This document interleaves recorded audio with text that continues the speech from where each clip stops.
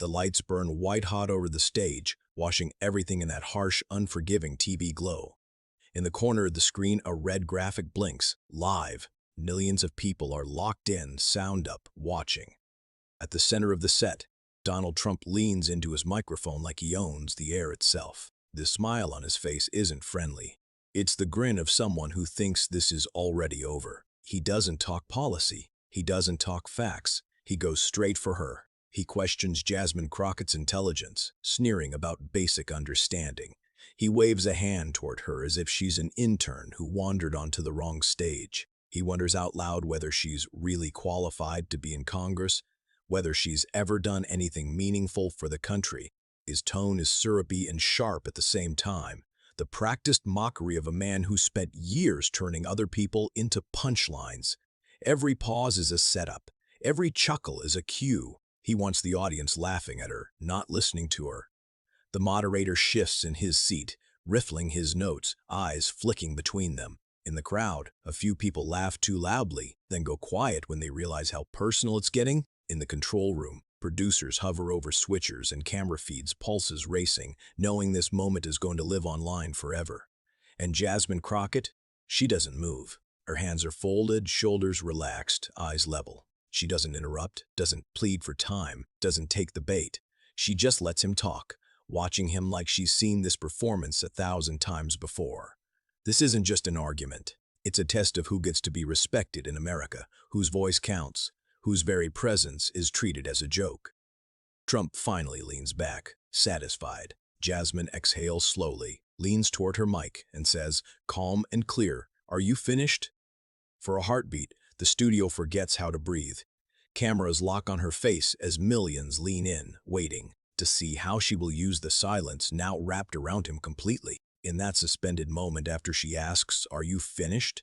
the country is staring at the peak of a night built to be pure, high-stakes spectacle. Weeks earlier, a major network unveiled its latest primetime experiment, an event placing Donald Trump on a sleek stage across from a panel of younger, diverse lawmakers. No teleprompters, no pre-screened questions, just uncensored conversation in front of a live audience and millions more at home.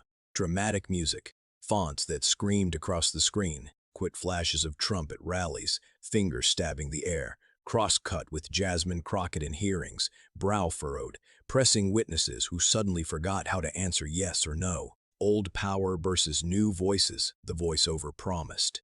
You don't want to miss this. For the network, it was ratings gold. For people they were advertising to, it was something far more personal. Everyone knew it could go very right or wrong. Election season was no longer a distant headline. It was a ticking clock. Arguments over democracy, race, and accountability pulsed through every alert. Another indictment, another protest, another policy ripping through communities that felt stretched to the breaking point. These weren't abstract debates. They were rent payments, hospital bills, school lockdown drills, immigration hearings. Into that climate, they handed Donald Trump another microphone, and then they invited Jasmine Crockett to sit across from him. She was not chosen as a token. She was chosen because she refused to be one. A freshman congresswoman and civil rights attorney, she already earned a reputation in the Capitol as the person who came to hearings overprepared and unafraid. Viewers had seen the clips. Jasmine calmly dismantling bad faith questions. Jasmine defending voting rights. Jasmine reminding powerful men that her constituents' lives were not props for their talking points. She spoke with the cadence of courtrooms and community meetings, not green rooms. She carried the stories of people who rarely saw anyone like themselves holding a microphone on national television and refusing to hand it back. As the date of the special drew closer, anticipation hardened into pressure. Trump loyalists flooded comment sections, bragging that he would crush any challenger. They talked about ratings, about owning the lebs, about how he always dominates the room. Critics, burned by years of chaos and non-answers, allowed themselves a cautious hope that maybe, finally, someone would hold him to account in real time. And then there were the people who recognized pieces of themselves in Jasmine most sharply, immigrants and children of immigrants. Black women who knew what it felt like to be talked over in meetings, queer and brown and working-class folks who had been written off as unqualified before they even spoke. For them, this wasn't a stunt. It was a test. Could someone who understood their reality stand on that shiny stage and refuse to be reduced to a punchline? So when the final teaser promised that history will be made, it sounded less like hype and more like a dare. Now, as Trump's insults fade and Jasmine's question hangs in the electrified air, all of that buildup slams into the present tense, and millions of viewers lean closer, waiting to see whether this night will become one more spectacle or something that shifts the balance. To understand what's happening on that stage tonight, you have to understand the man who thinks he already owns it. For years, Donald Trump has treated every microphone like a weapon and every camera like a mirror built just for him. Debate stages, town halls, interviews, same performance. He talks over opponents before they can finish a sentence, turning shared time into his monologue. Moderators try to enforce rules. He steamrolls right through them, raising his volume, repeating the same line until it becomes the only thing viewers remember. When someone tries to fact-check him, he doesn't answer the fact. He attacks the person. He brands people like products. Crooked, crazy, low IQ, nasty. He rolls out nicknames the way other politicians roll out policy proposals, as if belittling someone's entire life and work is just a clever bit of marketing. Serious questions become setups for insults. Ask him about healthcare, and he'll tell you a rival is stupid. Press him on democracy, and he'll sneer that a woman challenging him is ungrateful or a loser. When a journalist corners him with a tough follow-up, he shrugs and calls her nasty, a single word meant to silence and shame. Crowds have been conditioned to play their part. At rallies, the pattern is muscle memory. He slings the insult, the crowd erupts. Laughter, cheers, people elbowing each other as if they're in on the joke. On social media, the same lines are clipped, captioned, and memed, his followers posting them like trophies, proof that he destroyed someone on live TV. Cable segments spiraled out of control as hosts tried to rein him in and instead handed him the show. He'd talk past time limits, mock their questions, and leave with the last word while the lower third banner chased his latest outrage. Town halls blurred into comedy roasts, where the cruelty in his punchlines got drowned out by the roar of the audience. Behind it all lived a simple rulebook: dominate the room, never show weakness, never concede a point, and above all, never let the spotlight drift away. If that meant attacking people's looks, their background, their families, so be it. If that meant making a black woman on a panel into a prop for his bravado, that was part of the performance. But outside the arenas and the hashtags, something started to shift. The chaos stopped feeling edgy and started feeling exhausting for many people. The insults that once sounded refreshing to some began to sound like a broken record. People who had spent their lives being called too loud, too dark, too foreign, too emotional recognized the pattern, and they were tired of seeing it rewarded. They had seen this posture before: bosses using sarcasm to shut down questions, politicians smirking through town halls, commentators talking over community members and then wondering why trust had evaporated. So when this primetime special was announced, Trump's circle didn't see a risk. They saw another stage to conquer. They walked into the studio confident, joking with staff, smiling at the crowd. To them, this was familiar terrain: live cameras, a hand-picked audience, and a panel they assumed would fold under pressure. They told themselves Jasmine Crockett would be easy to dismiss. Too new, too blunt, too emotional if she raised her voice, too radical if she spoke directly about race, too inexperienced to land a real hit. The plan was simple: talk over her, bait her, then point to her every expression as proof she was out of her depth. Turn her into a stereotype before she could introduce herself as a full human being. But what his team never understood was how many people sitting at home knew this dynamic intimately. People who had seen their mothers, sisters, wives, partners, and co-workers talked down to in the same tone. People who had felt their accents, hijabs, braids, skin, pronouns, and surnames turned into punchlines by someone who assumed they'd never clap back. They underestimated not just Jasmine Crockett, but the millions watching through their memories of being disrespected and dismissed. Trump brought the same bullying playbook he's used to this stage, certain it would carry him once again. He doesn't realize yet that on the other side of that microphone sits someone trained to read bullies like open books, and that, for the first time, the old script is about to meet its limit. because on the other side of that microphone is not just a politician waiting her turn, it's Jasmine Crockett. And this moment right here did not begin under the studio lights. Long before anyone called her Congresswoman, people called her when they were in trouble. She was the number you dialed when the system had already decided you didn't matter. They were names, faces, shaking hands, holding paperwork they barely understood. In Texas courtrooms, Jasmine Crockett learned to walk into spaces where power was not on her side. Judges cut her off. Opposing counsel smirked when she stood up. Clerks assumed she was there to observe, not lead. But she kept coming back with a briefcase full of files for people nobody wrote profiles about. Her clients weren't corporations or lobbyists. They were workers who'd been cheated out of wages, activists pulled out of marches, families whose loved ones had been beaten, arrested, or simply forgotten. They couldn't pay top dollar. What they could offer was trust and the raw, unvarnished truth of what had been done to them. Late nights turned into early mornings, law books turned into pillows, and outcomes were never guaranteed. There were wins that barely felt like wins because justice came too late or too small. But every time she stood and said, for the plaintiff or for the defendant, she reminded the room that the people they wanted to ignore had representation, had a mind and a voice on their side. That same stubborn belief carried her into the Texas legislature. The carpet changed, the dress code tightened, but the power imbalance felt familiar. The chamber was dominated by the other party, by people who knew the rules and used them like tripwires.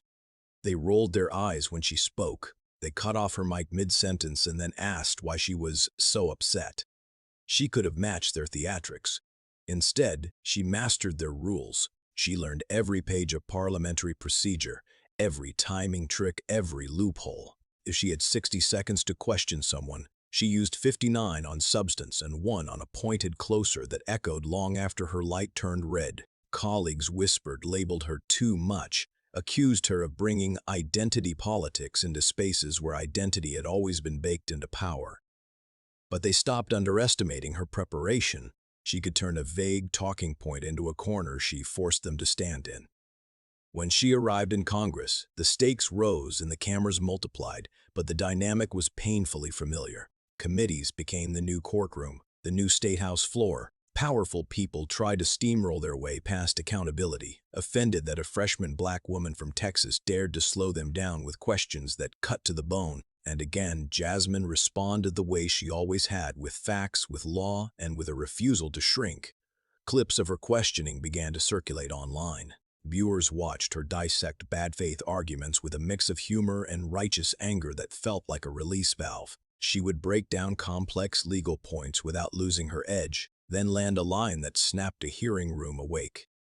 What made those moments hit so hard wasn't volume. In a town full of cameras, she was one of the few people who seemed less interested in becoming a celebrity than in dragging the spotlight back to the people who sent her there, laser-focused on facts, grounded in community, not ego.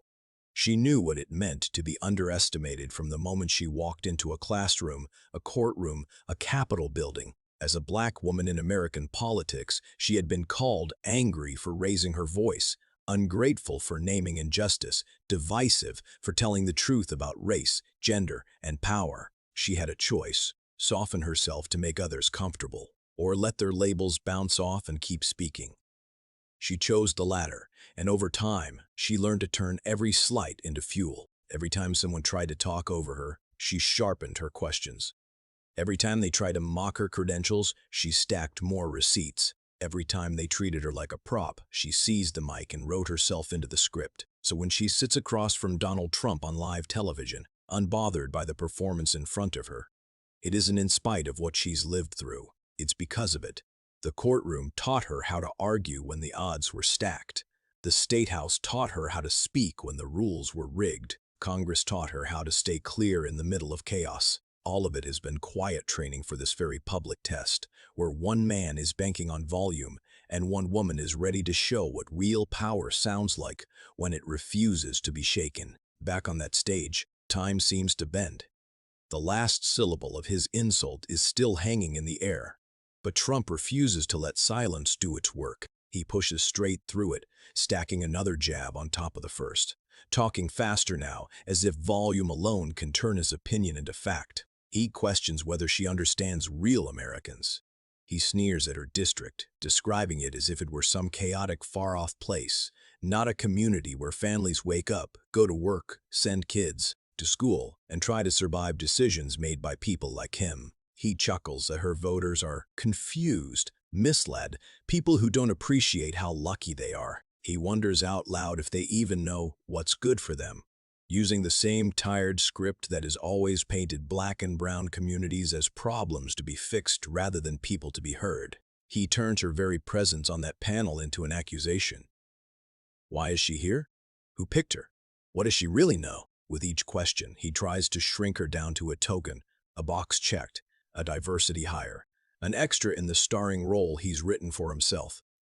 His body leans forward like he's closing in on prey. One hand jabs the air, the other grips the edge of the podium. He smirks between sentences, looks to the crowd for affirmation, laughs at his own lines before they've even landed. Everything about him says he believes this is already won, and Jasmine? She sits exactly as she did when he started. No eye-rolling to give him a meme, no shouting match to feed the stereotype, just steady, unbroken attention, as if she's cataloging every word, every dodge, every cheap shot, filing them away for later. The moderator can feel the energy slipping. He shuffles his notes, clears his throat, tries to pivot back to policy. Let's talk about healthcare, he suggests, or let's focus on the economy. But Trump barrels right over him, waving off the questions he doesn't like, circling back to Jasmine, circling back to the insult. On phones across the country, timelines are lighting up in real time. One viewer types, "He's talking over her again, this is unbearable," slamming the send button with a shaking thumb. Another posts, "Wait, she's going to respond. Just watch," clinging to a fragile hope they've carried through countless similar scenes. For many, it feels like déjà vu. The loud man with the famous name, eating up oxygen. The black woman forced once again to choose between swallowing it or risking being labeled angry if she dares to push back with the same force aimed at her. The moment stretches, painfully long. Every extra word he throws at her seems designed to crowd her out of her own story. Even the audience in the studio starts to shift in their seats, some grinning nervously, others staring at Jasmine, waiting to see if this is the part where she breaks, snaps, or fades into the background. But Jasmine Crockett does not break. She waits. She adjusts her microphone with deliberate calm, the small movement somehow louder than anything he said all night. She leans forward just enough to claim the space in front of her, eyes steady, voice low but unmistakably clear. "Are you finished?" she asks. Not as a plea, not as a joke, but as a boundary drawn in the air between them. For the first time all evening, Trump runs out of words. The smirk falters. The hand in the air drops. The room goes quiet enough that you can almost hear millions of viewers leaning in, sensing that the balance on this stage. Her voice doesn't rush to fill the silence, it walks into it, steady and unshaken. "I just want to be very clear about what everyone here just watched," she begins. No shouting, no name-calling, no frantic hand gestures, just those measured syllables cutting straight through the noise he's built around himself. "You spent several minutes talking over me, attacking my intelligence, and insulting the people who sent me here." Each clause lands like a quiet gavel, not raising the temperature, but defining exactly what has taken place. That's not a debate. That's not a conversation. That's a tantrum with a microphone. The audience murmurs, but she doesn't pause to soak in the reaction. She is not here for applause. She is here for accountability. "You don't have to respect me," she continues, "but you will not disrespect the people who trusted me with this seat." That pivot is where everything turns. In a few sentences, she drags the spotlight away from his ego and sets it on the people whose stories never make the highlight reel. She starts naming them, not by name, but by life. "The folks in my district are not props for your punchlines. They are parents working 2, sometimes 3 jobs and still choosing between medicine and rent. They're veterans who served this country and came home to watch their benefits get gutted on your watch." Her voice does not waver. They're young people watching this right now, wondering if there is any space in politics for somebody who looks like them, loves like them, prays like them, and refuses to be quiet about it. Every Word reminds the audience that when he mocked her, he mocked them. Then she shifts, and the lawyer steps fully into frame. "Since you brought up my qualifications," she says, "let's talk about yours." She doesn't have to yell. The calm in her tone makes the line hit even harder. She begins to lay out the record, his record, piece by piece. Promises to workers that never materialized. Claims about loving the military followed by budgets and policies that left veterans fighting for basic care. Boasts about protecting American families, even as healthcare protections were attacked. Even as children were torn from their parents at the border. Each example is specific enough to sting, grounded enough to be undeniable. She doesn't reach for gossip or rumor. She reaches for what he said, what he signed, what he did. It sounds less like a campaign speech and more like a closing argument. "You keep calling people in my community confused," she says. "The only confusion I see is you thinking you can fail folks over and over again and still call yourself their champion." The camera cuts to the crowd, eyes wide, lips parted, a few heads shaking, slowly in disbelief. The moderator grips his pen, frozen between wanting to move on and knowing something real is happening that he shouldn't interrupt. Trump tries to jump back in. A scoff here, a muttered wrong, a half-formed interjection meant to break her rhythm. But every time he leans toward the mic, she keeps going, unbothered. The way you might continue reading a document while a child bangs on the table. The interruptions no longer make him look powerful. They make him look small. She turns his attempt to belittle her background into testimony about where she comes from.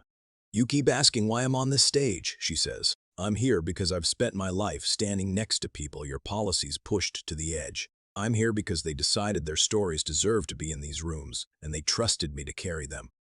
Then, with a breath that feels like it belongs to everyone who has ever been talked down, too, she draws the line between them in one clean stroke. "You built your power by tearing people down," she says, her voice still level. "I built mine by lifting people up. I don't need to insult you to make my point. You can call me whatever names you want. I'm not here to impress you. I'm here because my people sent me to hold you accountable." The last word hangs in the air like a verdict. For a moment, no one moves. The audience seems suspended between clapping and staying silent, caught in the realization that they have just watched something more than a viral soundbite. Then the reaction breaks loose. Applause from some corners, stunned quiet from others, but everywhere the same recognition that the balance of power in that room has shifted, and there is no pretending otherwise. On stage, the cameras find Trump's face, and for the first time tonight, the confidence is drained from his expression. The smirk is gone, replaced by a tight jaw and restless eyes that keep darting toward the moderator, toward the crowd, anywhere but directly at her. He shifts his weight from one foot to the other, fingers drumming against the podium, as if searching for a joke sharp enough to cut through what she just laid down. But there isn't one, and for a brief, unguarded second, the country sees him not as the untouchable showman, but as a man finally being read his own record to his face. In living rooms and on phone screens, people who have been talked over their whole lives feel an unfamiliar sensation rising in their chest, not fear, not anger, but a fierce, quiet satisfaction. They watch a black woman, a daughter of communities they recognize, stand her ground without raising her voice, and they realize they are watching a blueprint being written in real time. The moderator finally clears his throat, offering a cautious, "Congresswoman Crockett, thank you," but even he seems to understand that his script is outdated now, overtaken by the gravity of what just unfolded. By the time the credits roll, the moment has already escaped the studio. Producers clip it before the lights cool, audience members upload it before they even reach the parking lot. One short video begins racing across 100 timelines, Trump talking over Jasmine, Jasmine letting him talk. Then that calm, surgical reply. A longer clip follows, ending on her final line about why she's really there. On one platform, it hits 10,000 views before the network's logo disappears from TV screens. On another, it jumps from a few hundred shares to tens of thousands in less than an hour. Notifications pour in like rain on glass, likes, reposts, stitches, duets, people filming themselves reacting in real time. Black women are the first wave. Their captions read like exhaled prayers. "We've been waiting to see this on national TV. This is for every meeting where they talked over us." Unbothered, prepared, protected. Next come the young organizers who have been shouted down at town halls and city council meetings. They share the clip with captions like, "This is how you talk to power," and "Study this before your next protest or hearing." Some break the video into beats, the patience, the boundary setting, the pivot to policy, the closing line that lands like a verdict. People who never watch cable news are suddenly forwarding the link into group chats and family threads. "I don't even like politics," one user writes, "but you've got to see how she handles this." Newsrooms move just as fast. Morning shows build entire segments around the exchange, running it from multiple angles, replaying the exact second the room's energy changes. Political analysts study Jasmine's expression, Trump's posture, the way a single calm question strips away the illusion of control. On late-night stages, hosts start with jokes, then let the clip run long enough for the audience to feel the shift all over again. Celebrities post screenshots of Jasmine mid-sentence, quoting her closing line as a mantra about dignity in the face of loud disrespect.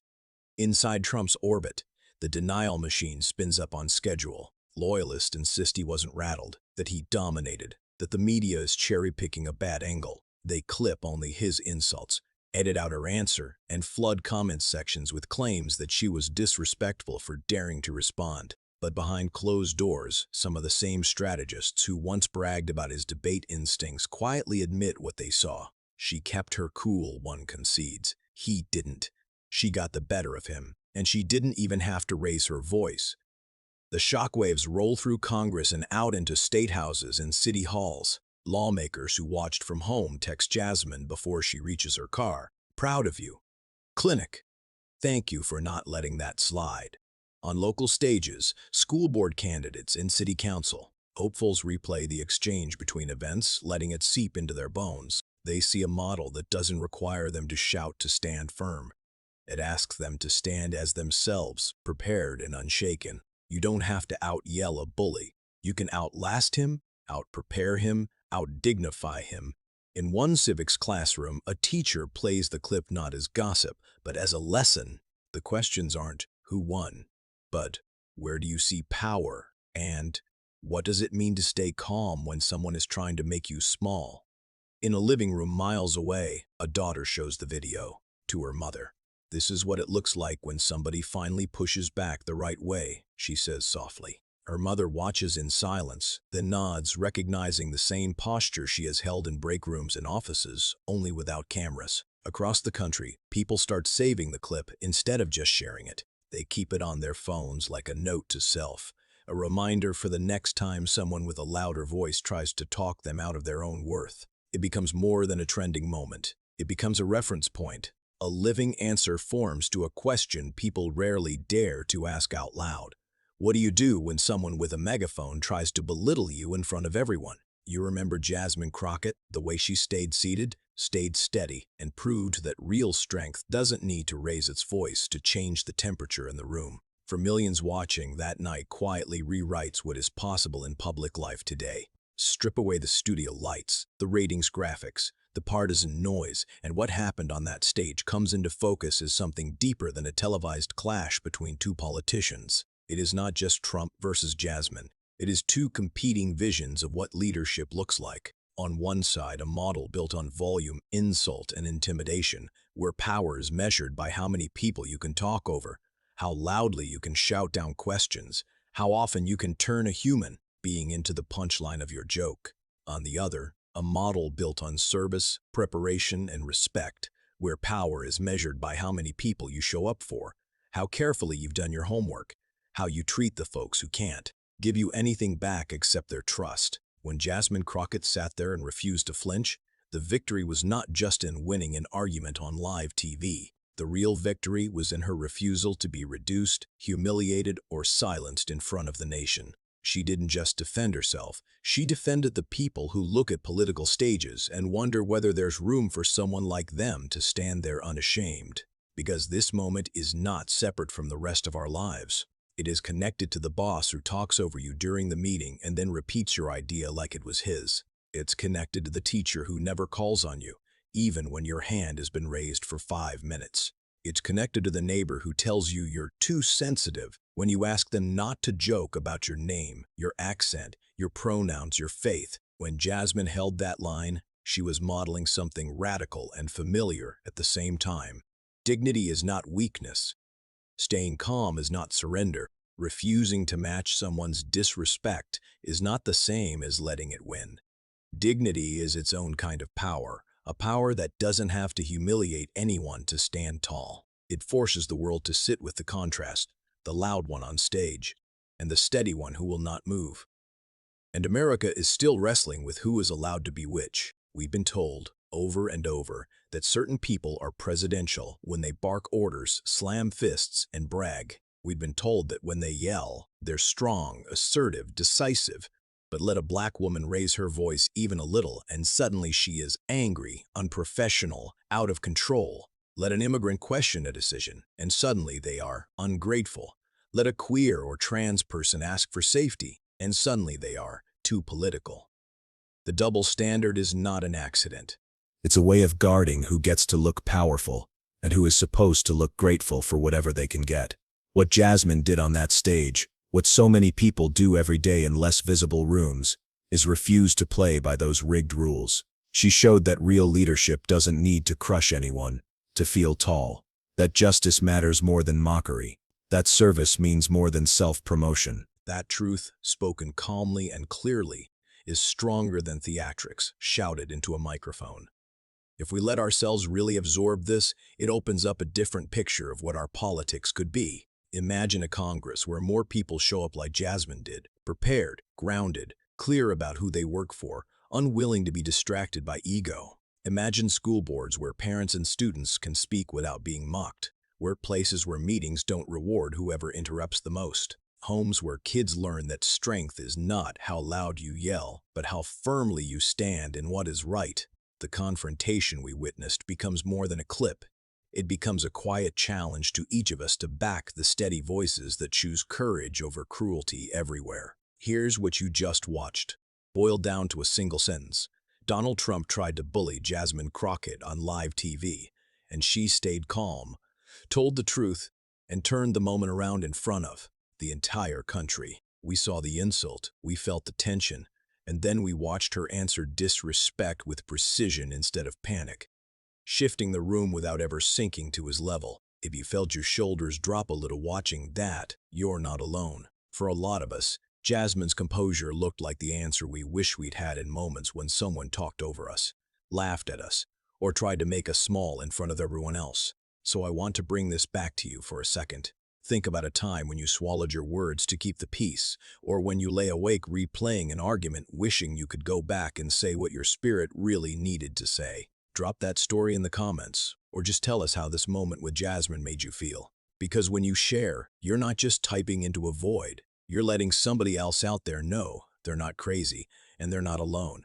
For wanting basic respect, if there's someone in your life who needs to be reminded that bullies don't always win, send them this video. Let them see what it looks like when a black woman stands in her truth, stays grounded, and flips the script without ever losing herself. And if you want more stories like this, more moments where courage, preparation, and community stand up to arrogance and noise, hit subscribe and stay with us. Remember, no matter how loud the bully, courage spoken calmly into the mic can still change the story for us.